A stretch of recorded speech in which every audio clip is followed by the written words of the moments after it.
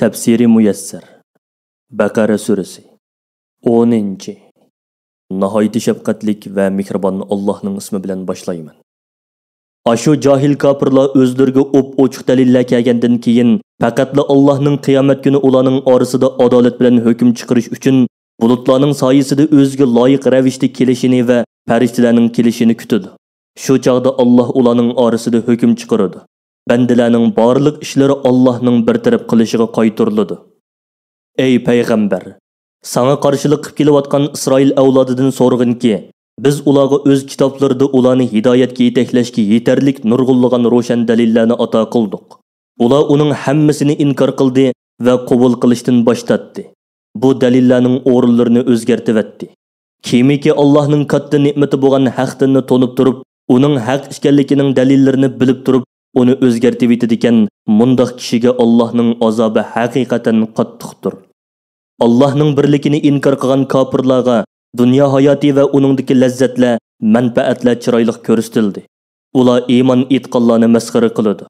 Holbuki Allohdan qo'rqadigan bu mu'minlar qiyomat kuni barliq kofirlardan ustun turadi. Chunki Alloh ularni eng oliy jannatlarga kirgizadi. Kofirlarni do'zaxning eng osti qavatiga tashlaydi. Allah bandalardan xohlagan kishiga hisobsiz rizq beradi. İnsanlarning hammasi Allohga iymon etadigan bir jamoa edi. Keyin ular dinda ixtiloflashib bo'linib ketdi.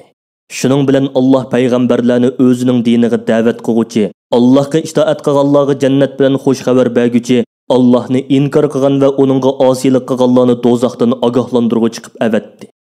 İnsanlarning ixtilof qilishgan narsalari ustida ularning orasida hukm chiqarish uchun u payg'ambarlar bilan birga haq yo'lni ko'rsatuvchi samoviy kitoblarni nozil qildi. Faqat Yahudilarga o'zlariga berilgan Tavratda haqiqatning ochiq dalillari kelgandan keyin o'zaro hasad qilishib, Muhammad alayhisalomning payg'ambarligi va uningga nozil qilingan Qur'onning haq ekanligi to'g'risida ixtilof qilishdi. Alloh o'z irodasi bilan mu'minlarni haqni botildan ayirishga muvaffaq qildi va ularni Yahudilar birlikka kelinmagan haqiqatga hidoyat qildi. Allah bandalardan xohlagan kishini to'g'ri yo'lga yetaklaydi. Ey mu'minlar, sizlar texi ilgari o'tgan mu'minlarning beshiga kelgan sinoqlar, sizlarningmi beshinglarga kelmay turib jannatga kirishni o'ylamsizlar? Ularning beshiga shunda qattiq yo'qsullik, kasallik, qo'rqinch, andisha qatorliqlar keldiki, ular turlik andishalar bilan sarosimaga tushirildi. Hatto payg'ambar va uning bilan birga bo'lgan mu'minlar Allohning yordamiga oldirib ketib, Allohning yordami qachonmi keladi deb ketgan edi. Bilinglarki, Allohning yordami mu'minlarga haqiqatan yaqindir. Ey payg'ambar, sahobalaring sendan Allohning yaqinligiga erish uchun Alloh yo'lida pul milidan qandoq narsani va kimga sarf qilsa bo'ladiganligini so'raydi.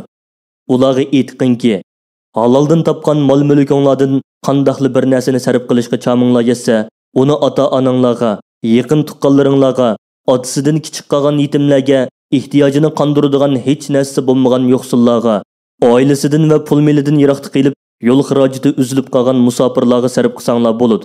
Sizlar yaxshilikdan nimani sarf qilsanglar, Alloh uni albatta bilib turadi. Ey mu'minlar, Alloh sizlarga kofirlarga qarshi urush qilishni farz qildi. Urush jafoliq, xatari ko'p bo'lganligi uchun inson tabiati uni yoqtirmaydi. Shunga sizlar amaliyotda o'zinglar uchun foydali bo'lgan narsani yoqtirmay qilishinglar, o'zinglar uchun ziyonli bo'lgan narsani uningda vaqtlik huzur va rohat bo'lganligi uchun yoqtirib qilishinglar mumkin.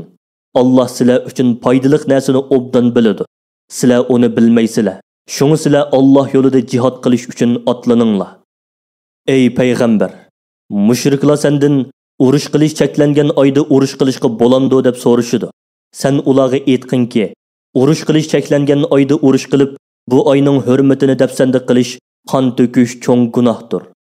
Sizlarning kishilarni azoblab, qo'rqitib, ularni Allohning diniga kirishdan to'sishinglar, Allohni, uning payg'ambarini va uning dinini inkor qilishinglar, musulmonlarni masjidi haramga kirishdan to'sishinglar va masjidi haramning aholisi bo'lgan Muhammad alayhisalomni, uning sahobalarini u joydan haydab chiqarishinglar, Allohning dargohida urush cheklangan oyda urush qilgandan albatta cho'ng gunoh va ig'ir jinoyatdir. Sizlarning oxirgi mushriklik holtinglar odam o'ltirishdan ig'ir gunohdir. Ashu kofirlar o'zlarining jinoiy qilmishlaridan hargiz qo'l uzmadi. Balki ular qo'lidan kelsa sizlarni islomdan kufrlikka qaytarib o'tganga qadar sizlar bilan davomliq urush qilib turadi. Ey musulmonlar, sizlardan kimki kofirlarga itoat qilib, o'z dinidan yinib, kofir peti o'ladigan, uning barliq yaxshi amallari dunyo va oxiratda bekor bo'lib ketadi. Bundaq odamlar dozoq ahlidir va dozoqda mangu qolg'uchilardir. Ular dozoqdan hargiz chiqolmaydi. Shubhisizki, Allohga, uning payg'ambariga iymon keltirgan va islom shariatiga amal qiladigan, o'z diyorini tashlab Alloh uchun hijrat qilgan va Alloh yo'lida jihad qilgan o'sha kishilar Allohning fazl karamini va mukofotini umid qiladi. Alloh mu'min bandalarining gunohlarini nihoyat mag'firat qiluvchidir, ularga cheksiz mehribondir. Ey payg'ambar, musulmonlar sendan haroq ichish, uni setish va setib olishning hukmi to'g'riliq so'raydi. Ular yana sendan qimorning hukmi to'g'risida so'raydi. Sen ularga haroq bilan qimorning har ikkisida din va dunyolik uchun ko'plagan ziyonlar bor. Bu ikkisining insonning aqliga va iqtisodiga yetkazadigan ziyni oz emas.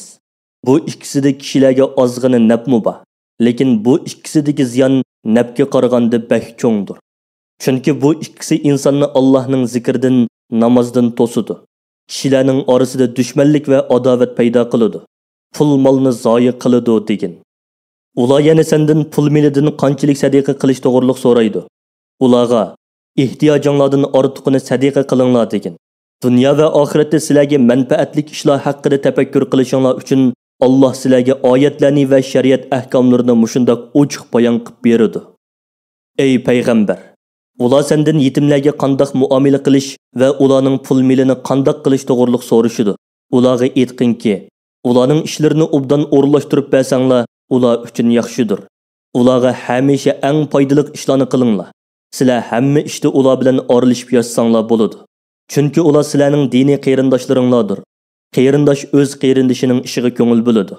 Alloh yetimlarning pul milini qo'g'dashga hiris qiluvchini va uni zoyi qilib etguchini obdan biladi. Agar Alloh xolisi edi, sizlarga yetimlar bilan oralashib yashashni harom qilish orqali sizlarni cho'qim jafoga va qiyinchilikqa solgan bo'ladi. Alloh podshohligida g'olibdir, barliq tadbirida, shariat belgilashda hikmat bilan ish qiluvchidir. Ey musulmonlar, sizlar butlarga cho'qinadigan mushrik ayollar islomga kirmaguncha ularni nikohinglarga olmanglar. Bilinglarki, mushrik ayol sizlarga yiqib qolgan taqdirdimi, pul mili yo'q, obro'yimi yo'q mu'min cho'ra albatta uningdan yaxshidir. Mushrik erlar Allohga va uning payg'ambariga iymon keltirmaguncha mu'min ayollarni ularga yotliq qilmanglar. Bilinglarki, mushrik erlar sizlarga yiqib qolgan taqdirdimi, bir mu'min qul yo'qsul bo'lsa-mu, albatta uningdan yaxshidir. Ana shu mushrik erlar bilan mushrik ayollar ular bilan o'ylangan har qanday kishini dozoqqa ib boradigan yomon ishlarga chaqiradi. Alloh o'z irodasi bilan bandalarni jannatga va mag'firatga ib boradigan haqdan da'vat qiladi. İnsanlarni vaz-nasiyat va ibrat olsin deb Alloh ularga o'zining oyatlarini va shariat ahkomlarini bayon qilib berdi. Ey payg'ambar, ular sendan hayz to'g'riliq so'raydi. Ularga aytqinki, u paskina narsadir. Uningga yaqinlashgan odamga ziyonliqdir. Shunga hayz mazgilidagi ayollar hayzdan pok bo'lmaguncha ularga jinsiy tarafdan yaqinlashmanglar. Ular hayzdan poklanib, g'usl qilgandan keyin ularga Alloh sizlarga halol qilib bergan joydan yaqinchilik qilinglar. Shaksizki, Alloh ko'p tavba istig'for etib turadigan bandalarni yaxshi ko'radi. Zinodan va paskinchiliklardan yiroq turadigan pok kishilarni yaxshi ko'radi. Ayollaringlar sizlarning ziroat teriydigan yeringlar bo'lib, sizlar ma'nini ularning balyotqusiga to'ksizlar. Ondan Allohning irodasi bilan uningdan farzandlar maydonga keladi. Ularga xohlagan ravishda yaqinchilik qilinglar. Ammo Alloh halol qilib bergan joydan kelinglar. Allohning amr farmonlariga rioya qilib, o'zinglar uchun yaxshi amallarni qilinglar. Allohdan qo'rqinglar va bilinglarki, sizlar qiyomat kuni hisob berish uchun cho'qim Allohning oldiga borsizlar. Ey payg'ambar, mu'minlarga oxiratdagi yaxshi mukofotdan iborat ularni xushal qiladigan ish bilan xush xabar bergin. Ey mu'minlar, sizlar kishilarga yaxshilik qilishga, tuqqanchilik munosabatini davomlashtirishga, taqvodor bo'lishga, kishilarni aplashtirib qo'yishga chaqirilgan chig'inglarda ilgari bunda qilmaslikqa Allohning nomi bilan qasam qilganliginglarni bu ishlarni qilishga to'salqo qilib olmanglar. Bundaq ahvolda qasam qiluvchi qasamini buzib, qasamiga kaforat berib, yaxshi ishni qo'ldan bermaslik kerak. Alloh sizlarning so'zinglarni anglab turg'uchidir, barliq ahvolinglarni bilib turg'uchidir. Allah sizlarni maqsadsiz inchki qasaminglar sababli jazolamaydi. Ammo qasdan ishgan qasaminglar uchun jazolaydi. Allah tavba qilgan bandasiga nihoyatda mag'firat qilguchidir. Azobga tegishlik bo'lganlarni jazolashga oldirib ketmaydigan zotdir. Ayollarga mangulik yoki 4 oydan ko'proq vaqt yaqinchilik qilmaslikka qasam ishganlar 4 oy kutishi kerak.